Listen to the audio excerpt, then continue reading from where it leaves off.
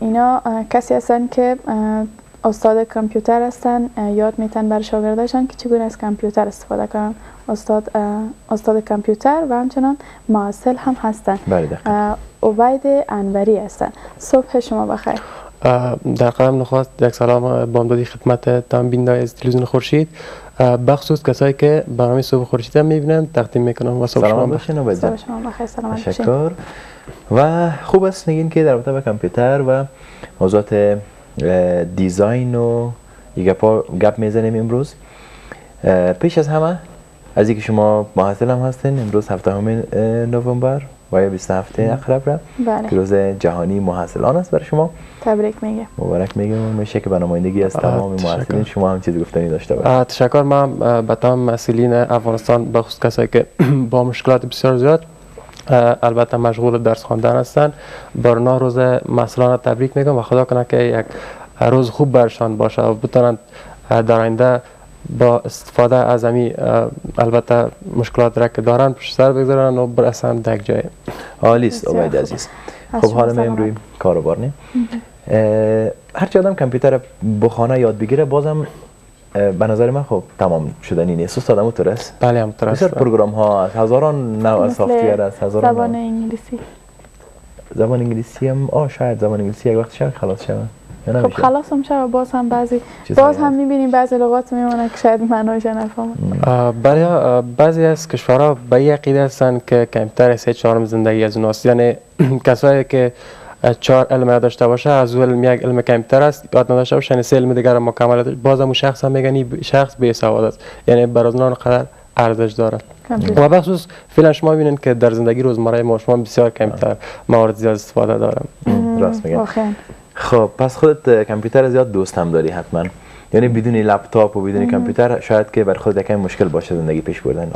بله چون کامپیوتر بیخی یک بر من مسلک شده دیگه، یعنی هم تدریس تقریبا مدت 5 یا 6 سال میشه که من خودم تدریس میکنم، یعنی از زمانی که بسیار خرد بودم تدریس میکنم که بسیار خاطرات جالبم دارم از اینا و بسیار برام خوشایند است وقت تدریس میکنم. کدام پروگرام ها را شما بیشتر کار میکنین؟ چون زیادتر فعلا برنامه آفیس و بخصوص خودم در بخش گرافیک البته تحصیل کردیم و بخش گرافیک دیزاینینگ. بله.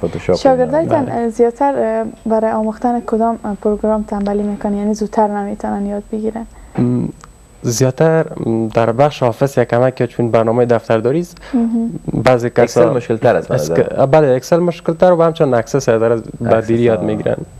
اکسس من راستی هیچ یاد ندارم باور. چند بار خواستم یاد بگیرم هیچ نفهمیدم. امی چی داره اکسس؟ چی است؟ در موضوع کمی برای معلومات بده. چون خود اکسس که از برنامه بانکداری است، چون از نامش معلوم است اکسس بهانه دسترسی. بله و برنامه میشه که مکمل بخش بانکداری است و زیادتر موضوعات فرمول دو کار میشه به اون اساس که داره مشکل مثل از اینکه ریاضی را بعض دوستان به دیری یاد میگیرن. عکس من این شکل یک موضوع است. خب است. شما بلد دارین با اینا؟ با اکسس و با اکسل چند پروگرام یاد دارین؟ خودتان شخصا؟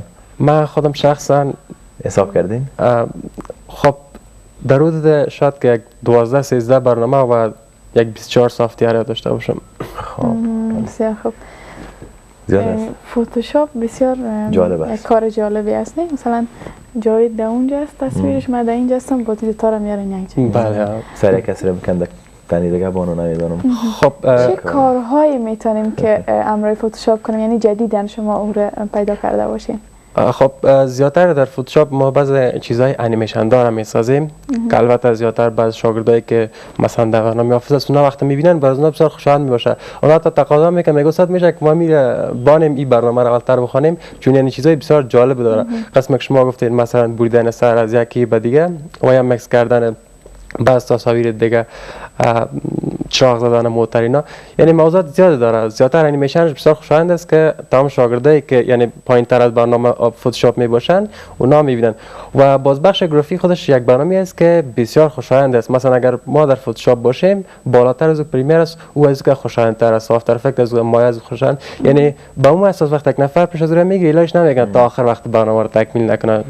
مثلا شما خودتان کدام پروگرام تا سطحی که شما خودتان آموختین و میدانین زیاد دوست دارین، زیاد راحت هستین امروز؟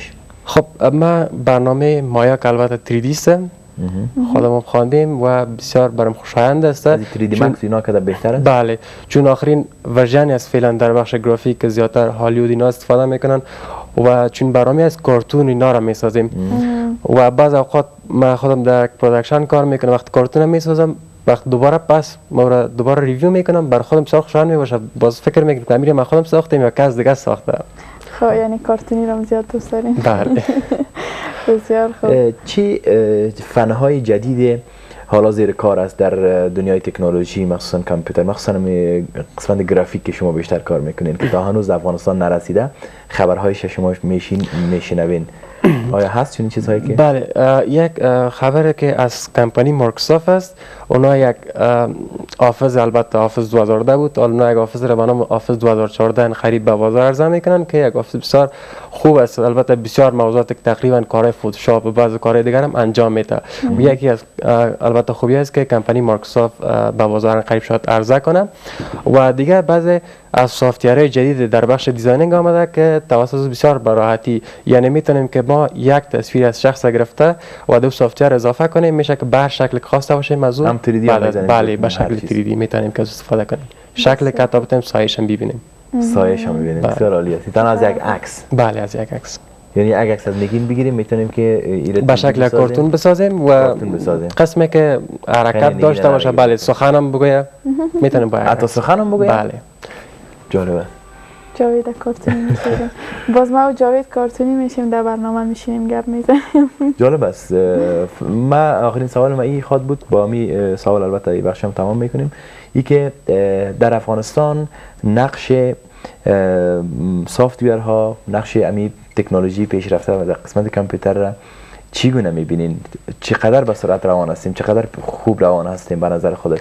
خب به نظر من نسبت به سال 2011 یعنی سال 2012 در حدود 30% در بخش سافتور تانسته که رشد بتخوده، یعنی به اون اندازه نشد تا فعلا هم که رشد. چون یک موضوع دیگه که است، خب خود افغانستان بعض گیم ها را میسازن، مثلا شما اگر دیده باشین شاید پلی کرده باشین گیم ها را.